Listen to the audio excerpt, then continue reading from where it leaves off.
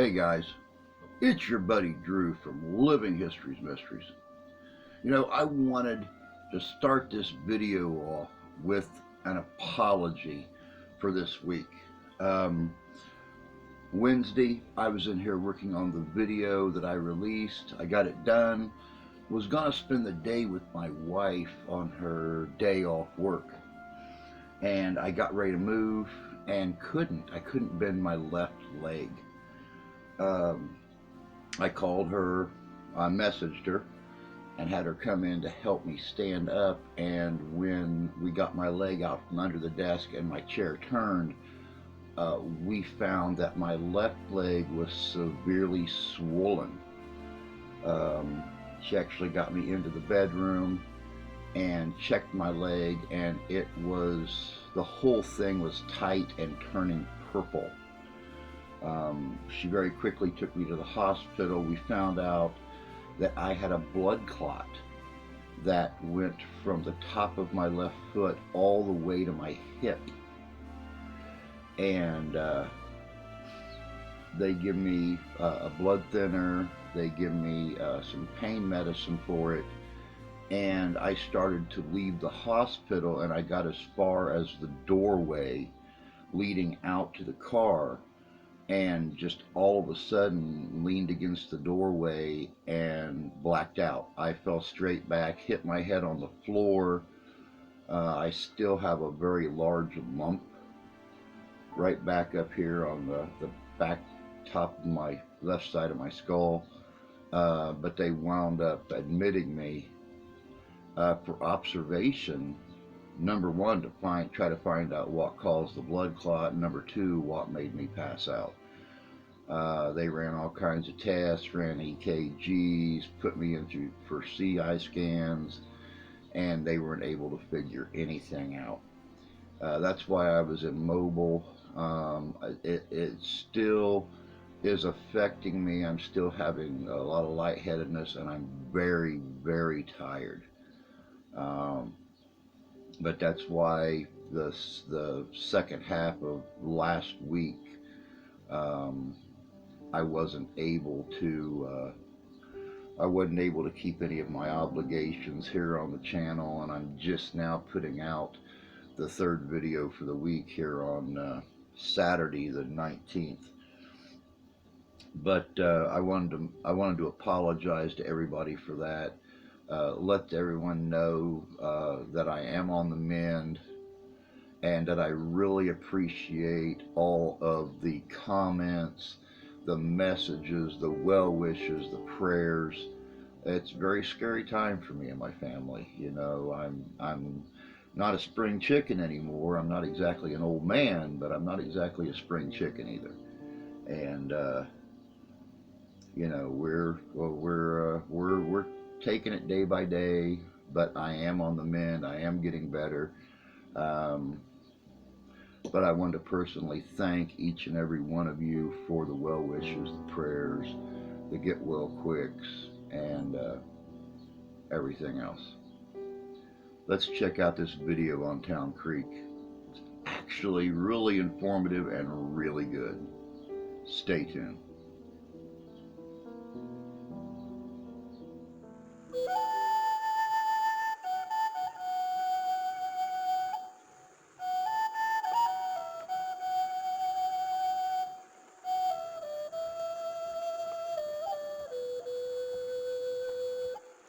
Welcome to Town Creek Indian Mound. This is a place full of mystery. Who were the people who lived here? How did they live? Why did they build the mound? What was its purpose? The structures that you see today at Town Creek have been reconstructed to give us a glimpse of what the lives of these people might have been like, to help us better understand the people who once lived here. The temple mound, the burial hut, and the stockade are recreations of what was once an important ceremonial center for the native people who built it.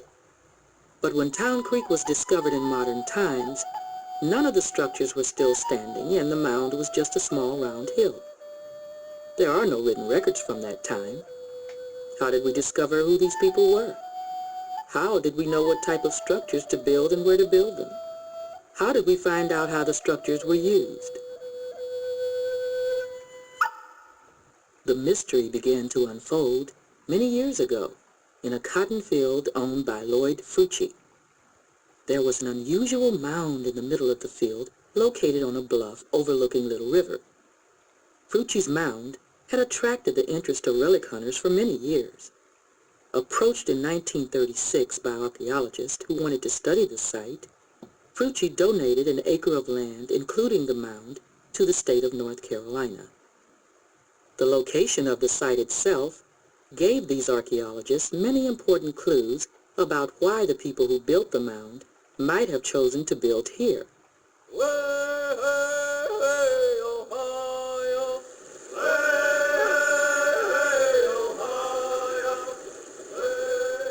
This high bluff over the river is a good place for our important spiritual ceremonies and a place that we can defend from our enemies.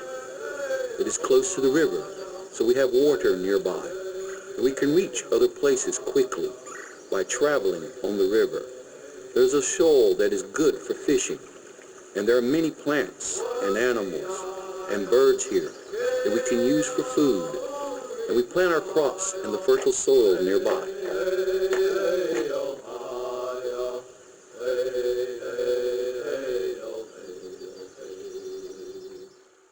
In 1937, archaeologists began to study the Town Creek Mound site.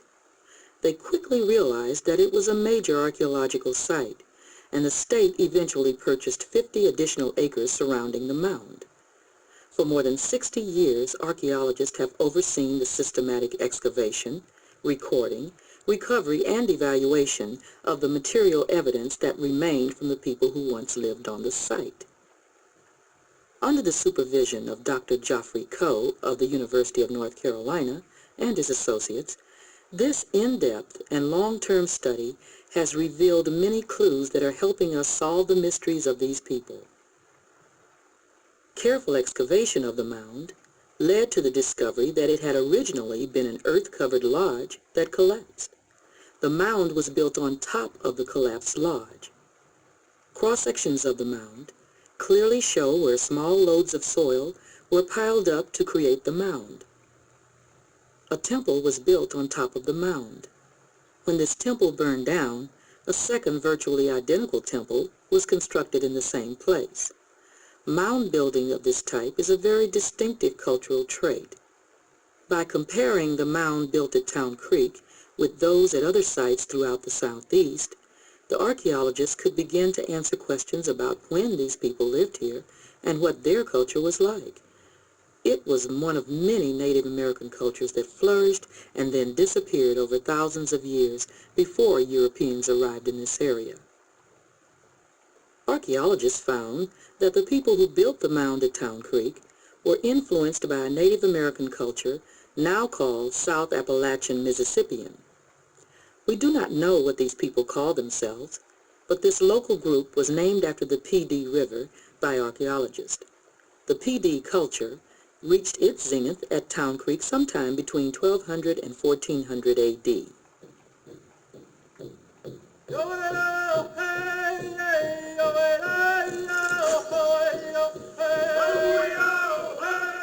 We are building the mound on the sacred site of the old lodge. First, we build a clay embankment that encloses the old lodge and is much larger. This will be the base of the mound. Everyone helps to fill the embankment by bringing basket loads of soil. Load by load, we build it up into a tall, square mound with a flat top. There we will build our temple.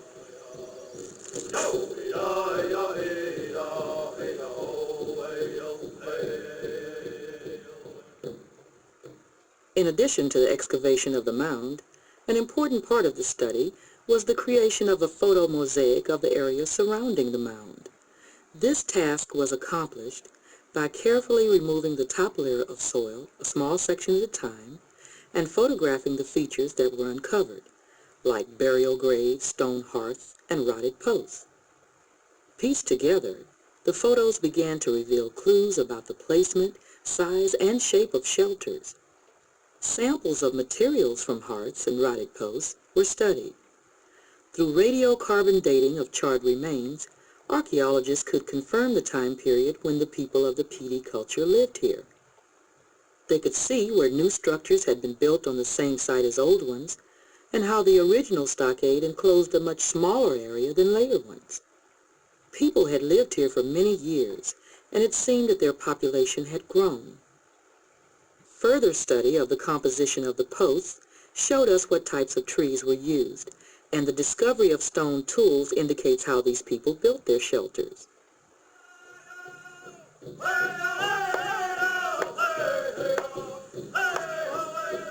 When we build a shelter, it takes the work of many people. Logs are cut with stone axes and adze to make the post. Stick, straw, bark, and reeds must be gathered for the walls and the roof. Using stone hoes and sturdy sticks, we dig the holes where posts are placed in the ground. Saplings are woven between the posts and covered with clay daubing.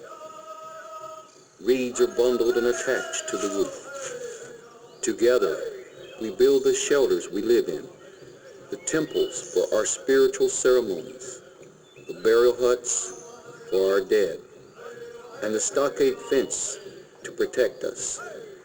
The entrances are built so that only one person can come through at a time. That way, we can see and identify who enters and make it difficult for our enemies to attack us in force.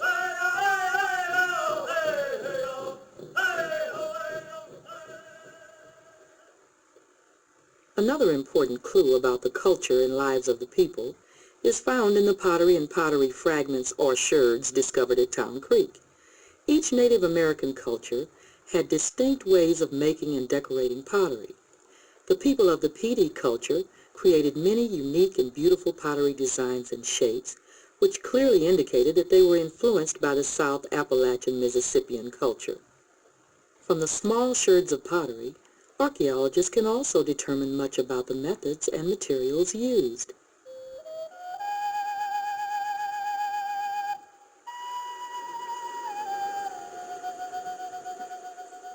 We make pottery for many uses. To make a pot, I first find the clay, clean it, and roll it into coils. Then I stack the coils and smooth the surface together. I can decorate my pot with a design using a wooden paddle with the pattern carved into it, or by wrapping the pot with the handmade fabric of plant fiber and pressing the fabric into the soft clay. I dry the pot in the sun first. Then I fire the pot using hot coals. We make many things out of clay: small cups, cooking pots, bowls, effigies, beads, and large jars to store the grain. We will also make a large urn in which to bury a child who dies.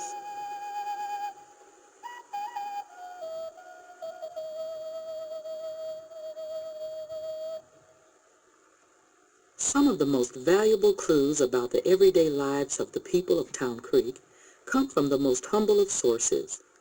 Looking at the remnants of the plants and animals found in trash pits and fire pits at Town Creek, archaeologists can determine a great deal about the foods that the people of Town Creek ate, how they hunted and farmed, and how they cooked.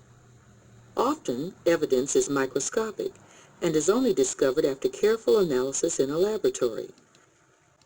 Scientific clues are also compared with the first written information about Native Americans recorded by the early European explorers. Keeping their people fed was one of the primary occupations of the people of Petey culture.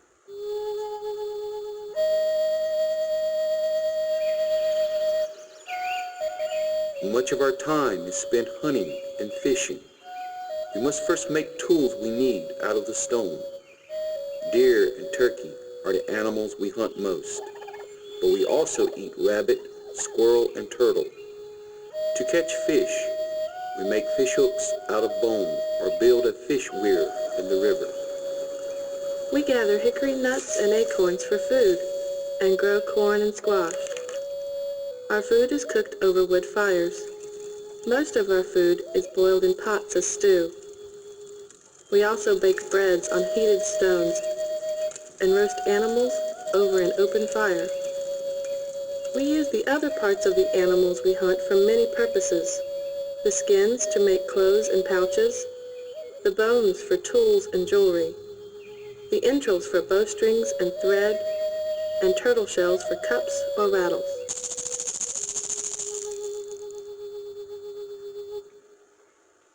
Archaeologists found pipes, game discs, and jewelry as they excavated the site. Personal items reveal a lot about the lives of the people of the PD culture. Only a few figures of humans and animals were found. These stone and clay effigies may represent how they saw themselves and the creatures around them. Pipes and game discs were also made of stone and clay. The jewelry from the PD period found at Town Creek included necklaces, bracelets, and anklets made of shell beads. Larger ornaments made of shells, stone, and copper were also discovered. Most of the jewelry was found in graves, with children being more adorned than the adults in some cases.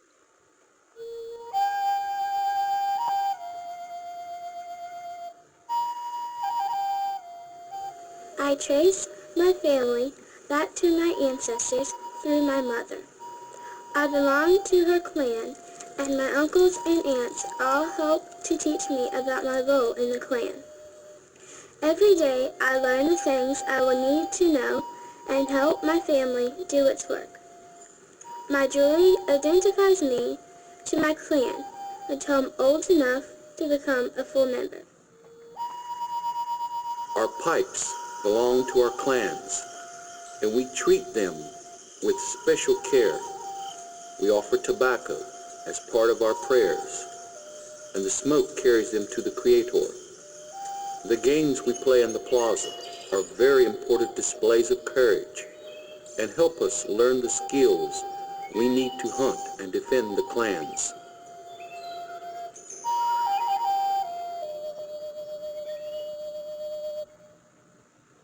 The general layout of Town Creek shows that it was an important social, spiritual, and ceremonial center for the people of the PD culture. In addition to the temple on the mound, which would have been the site of religious ceremonies and meetings, there was a smaller temple building facing the mound and a plaza or public area in front of the mound. The plaza was used for games, dancing, and important ceremonies. A large game pole and temporary open shelters were discovered in the plaza. Few artifacts were found in the plaza because it was swept clean for ceremonies. The most important of the yearly ceremonies was the busk. We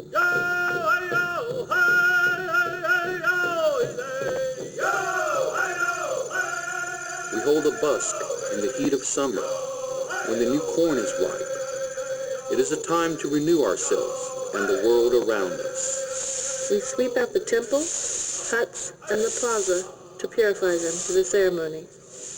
Old fires are put out and new ones kindled.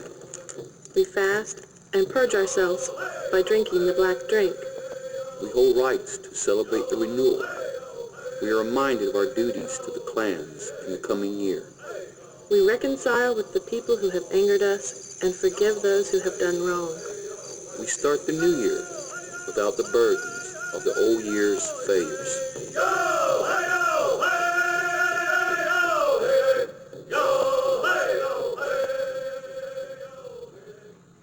As a ceremonial center, Town Creek was the site of many burials. People of all cultures place great importance on how and where they bury their dead, and archaeologists learn a great deal about the culture of an earlier people by studying burial sites. Some of the burials were respectfully excavated and preserved for further study. Biological analysis of these remains can tell us much about how the people of PD culture died, and more importantly, how they lived. The majority of the burials were left in place and covered again with earth.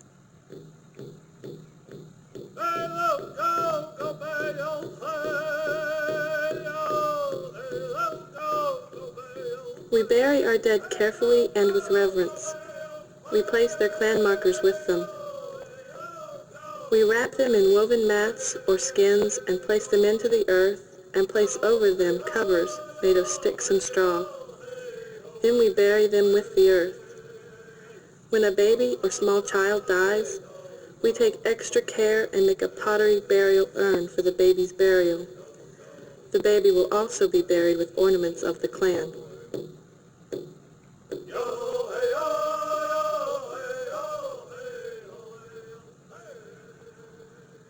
We have learned much about the people who lived here, but there is much that remains a mystery.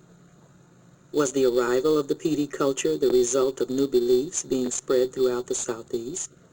Or was it brought by people who came here from another place? And after 200 years of living and prospering here, what caused this culture to disappear?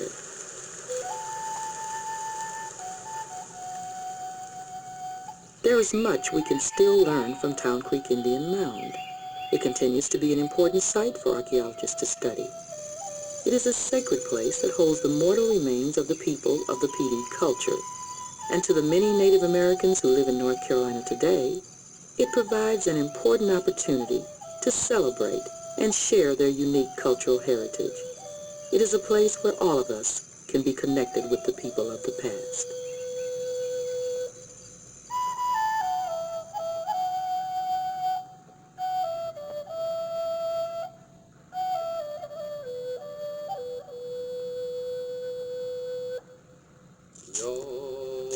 As you walk up to the stockade and through the north gate, imagine that you're walking in the footsteps of the people of Town Creek.